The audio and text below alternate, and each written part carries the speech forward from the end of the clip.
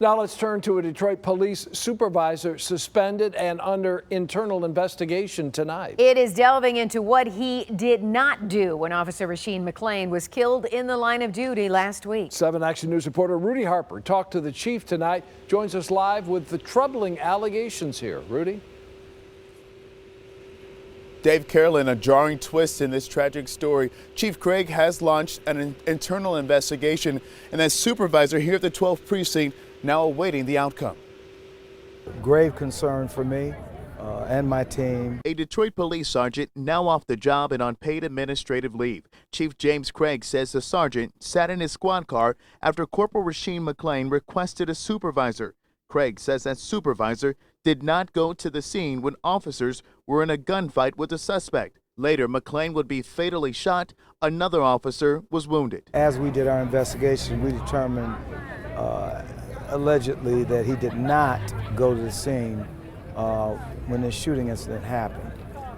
We are aware and saw a video that supports that he did not go to the scene. Craig says based on body camera footage, the sergeant made no effort to get to the scene and take control. Your job as a supervisor is to lead the troops, and I'm blown away by this. The new details in the cop murder case stunned former Detroit Assistant Chief Steve Dolet. This is egregious. This is huge. If it's true, that's total neglect of duty, or God forbid, cowardice. The veteran cop with 31 years on the job says in his experience, the situation should have played out like this. A good supervisor rolls up and says, what do we have? Barricaded gun, whatever. Okay, let's set up a perimeter. Let's call for backup. Chief Craig only releasing few details about the sergeant's background, but says he served as a supervisor for a year and a half. That supervisor should have been there, and for that, I found this to be an allegation of gross neglect of duty.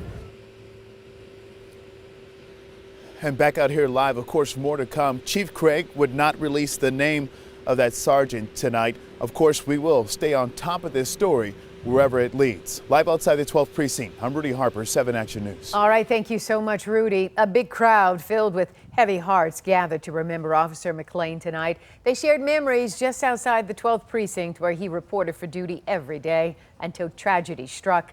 McClain was shot to death when he crossed paths with a gunman on a call for a reported home invasion last Wednesday. His former partner is among those who spoke at the vigil tonight. She says everyone knew McClain as a humble, fun-loving guy who liked to joke around, but she could always count on him to have her back. He was a hero. My life depended on it when I worked with him every day. I will be forever thankful.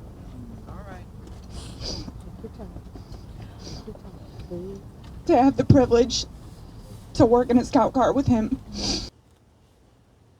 The final farewell to Officer McClain starts next week with visitation Wednesday and Thursday, December 4th and 5th.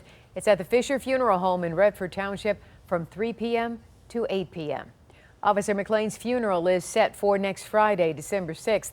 Greater Grace Temple in Detroit will host the service starting at 11 a.m. Dave?